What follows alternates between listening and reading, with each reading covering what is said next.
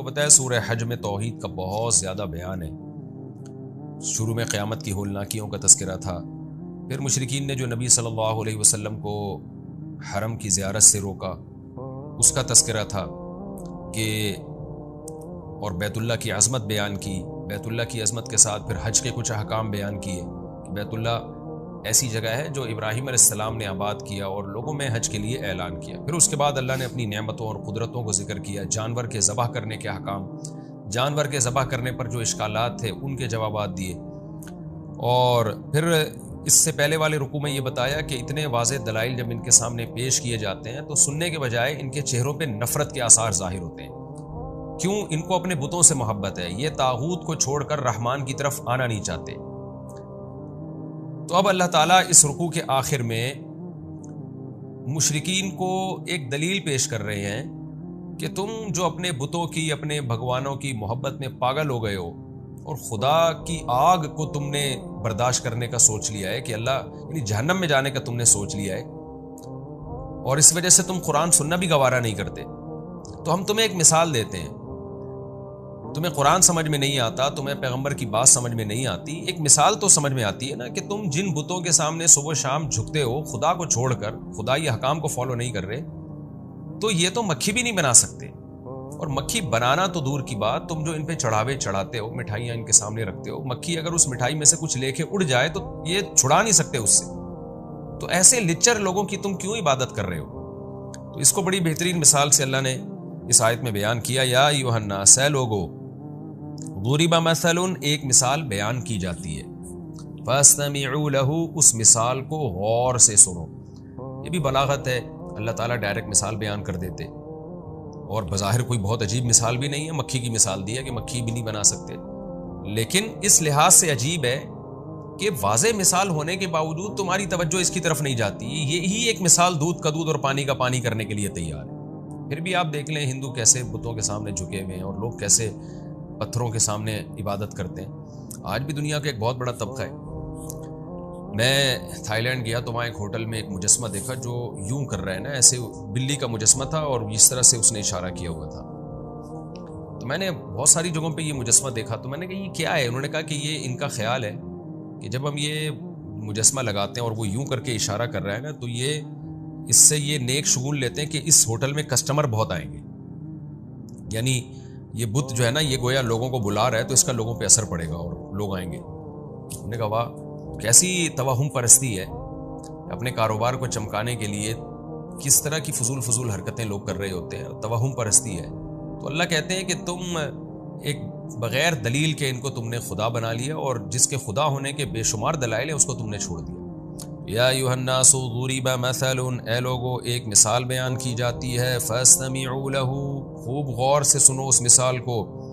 ان الذین تدعون من دون اللہ، بے شک وہ لوگ جن کو تم اللہ کو چھوڑ کے پکارتے ہو، لن یخلقوا ذبابا، ہرگز ایک مکھی بھی نہیں پیدا کر سکتے، ولو اجتمعوا لہ، اگرچہ یہ سب جمع ہو جائیں اس کے لیے.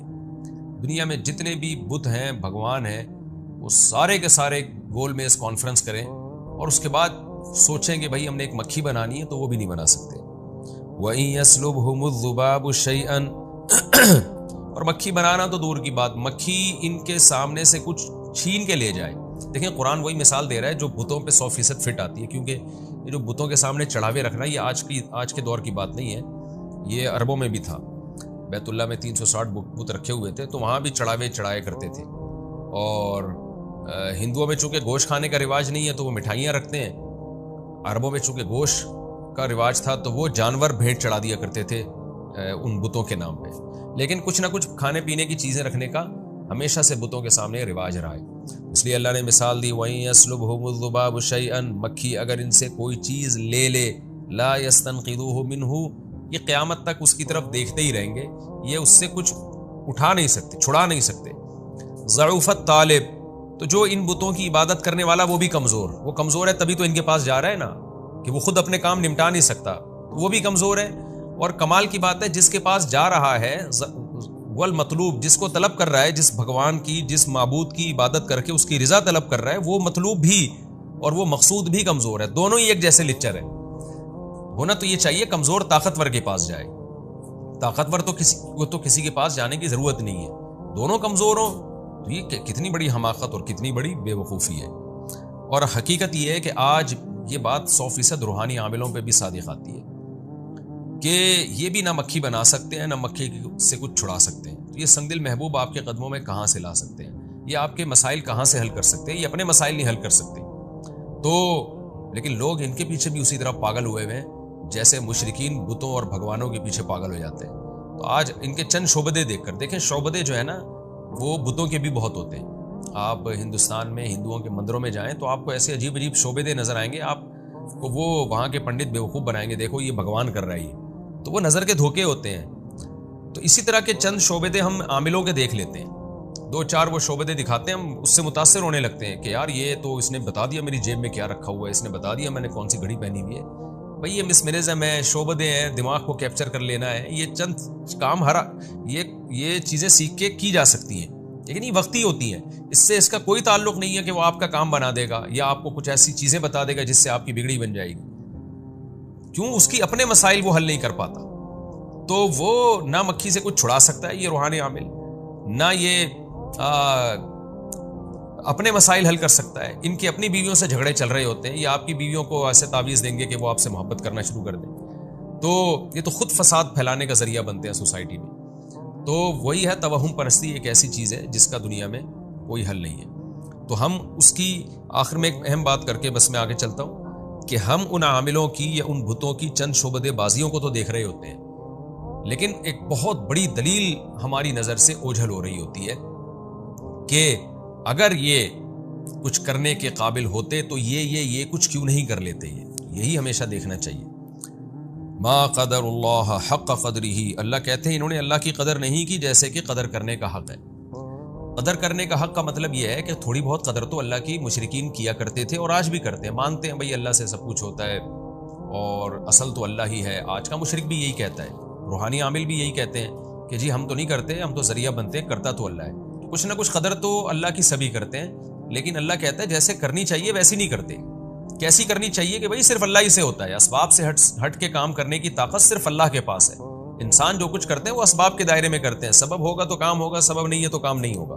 کوئی ماوراء العقل یا کوئی بہت اونچی طاقتیں اللہ نے کسی کو بھی نہیں دی ہیں۔ تو جیسے آپ ہیں ویسے ہی یہ سامنے والا بھی ہے، جتنی آپ کے پاس پاور ہے سامنے والے کے پاس بھی اتنی پاور ہے، اس سے زیادہ کچھ بھی نہیں ہے، بلکہ بعض اوقات اس سامنے والا آپ سے بھی زیادہ کمزور ہوتا ہے۔ میں بار بار مثال دیتا ہوں نا کہ فالج زدہ آدمی مزار پہ جاتا ہے کہ جی وہ بابا جو ہے اندر وہ میرا دھڑ صحیح کر دیں گے، میں ان سے کہتا ہوں جس بابا کے بیچارے کے اپنے دونوں دھڑ کام نہ کر رہے ہو وہ آپ کا آدھا دھڑ کیسے صحیح کر سکتا ہے، وہ فالج زدہ دھڑ۔ ما قدر اللہ حق قدرہ، اللہ کہتے ہیں انہوں نے اللہ کی قدر نہیں کی جیسے کہ قدر کرنے کا حق ہے۔ ان اللہ لقوی عزیز، بے شک اللہ تعالیٰ بہت طاقتور اور غالب ہے، تو اس لیے اپنی تمام حاجات میں صرف اور صرف اللہ کو پکارنا چاہیے۔ اللہ یصطفی من الملائکۃ رسلا ومن الناس۔ رہا یہ اشکال مشرکین پہ جب بھی اعتراض کیا جاتا نا کہ تمہارے بت جو ہیں وہ تو مکھی بھی نہیں اڑا سکتے، مکھی سے چیز بھی نہیں چھین سکتے، تو فوراً وہ بجائے اس اعتراض کو ماننے کے، باطل کی عادت ہوتی ہے الٹا آپ پہ اعتراضات شروع کر دیتا ہے وہ۔ تو وہ ایک بھونڈا اعتراض کرتے تھے کہ آپ کو ہم پیغمبر کیوں مان لیں، آپ کی باتوں میں آ کے ہم اپنے معبودوں کو کیوں چھوڑ دیں، اللہ نے انسان کو کیوں پیغمبر بنایا، اللہ نے فرشتوں کو کیوں پیغمبر نہیں بنا لیا۔ تو یہ بےہودہ سوال کیا کرتے تھے، قرآن نے اس کا جواب دیا، بھئی اللہ تعالیٰ فرشتوں میں سے بھی جس کو چاہتا ہے اپنے پیغام پہنچانے کے لیے میسنجر بنا دیتا ہے، وہ من الناس، اور لوگوں میں سے بھی، تو یہ اللہ کی مرضی ہے۔ کیوں؟ ان اللہ سمیع بصیر، وہ سننے والا دیکھنے والا ہے، جو سنتا بھی ہو دیکھتا بھی ہو تو اس کا علم کامل ہوتا ہے، اور جس کا علم کامل ہوتا ہے اس کو پتا ہوتا ہے کہ کس کو نبوت دینی ہے اور کس کو نہیں دینی۔ یعلم ما بین ایدیہم وما خلفہم، اس کا علم اتنا کامل ہے کہ وہ لوگوں کا ماضی بھی جانتا ہے اور لوگوں کا مستقبل بھی جانتا ہے۔ تو یہ بھی ایک دلیل ہے کہ جس کے پاس علم کامل ہوگا اسے وہ فیصلہ کرے گا کہ کسے پیغمبر بنانا ہے اور کسے نہیں بنانا۔ اور دوسری بات، وَإِلَى اللَّهِ تُرْجَعُ الْأُمُورُ، تمام امور اللہ کی طرف لوٹتے ہیں، یعنی تمام اختیارات بھی اسی کے پاس ہیں۔ تو جو حقیقی بادشاہ ہے، یہ بھی ایک دوسری علت بیان کی جا رہی ہے کہ جو حقیقی مالک ہے وہ یہ فیصلہ کرے گا کہ کسے نبی بنانا ہے۔ تو اللہ تعالیٰ مالک بھی ہے، تمام امور اس کی طرف لوٹتے ہیں، تو وہ فیصلہ کرے گا، اور اس کا علم بھی کامل ہے، لہذا اس کا فیصلہ ٹھیک ہوگا۔ یا ایھا الذین آمنوا ارکعوا واسجدوا واعبدوا ربکم وافعلوا الخیر لعلکم تفلحون. یہاں سے لے کے اب آخری آیت تک ایمان والوں کو خطاب ہے کہ مشرکین سے جو بات ہم نے کرنی تھی وہ تو کر لی. اب جو لوگ ایمان لا چکے ہیں اللہ انہیں حکم دے رہا ہے کہ تم نے استقامت کے ساتھ اسلام پر عمل کرنا ہے. تم نے استقامت کے ساتھ دین پر عمل کرنا ہے. اور وہ عمل کی کیا صورت ہے؟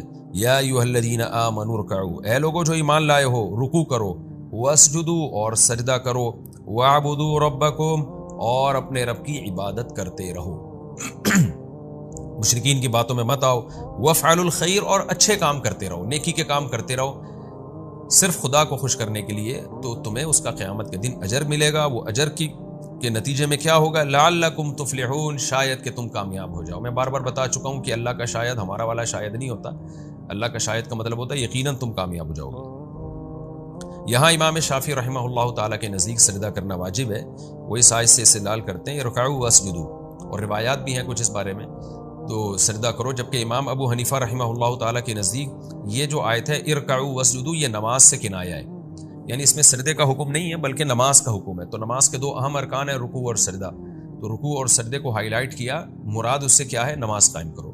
اختلافی مسئلہ ہے، ہمیشہ سے صحابہ تابعین سے اب تک اختلاف چلا آ رہا ہے. تو قرآن میں ہے تو 14 سجدے، لیکن دو آیتوں کے بارے میں اختلاف ہے کہ ایک آیت میں امام ابو حنیفہ کے نزدیک سجدہ ہے، امام شافعی کے نزدیک نہیں ہے. اور یہ والی جو آیت ہے سورہ حج کی، اس میں امام شافعی کے نزدیک سجدہ ہے، امام حنیفہ کے نزدیک نہیں ہے. تو اختلافی مسئلہ ہے، کسی بھی فقہ کو انسان فالو کرتا ہو تو اس پر عمل کر سکتا ہے وہ.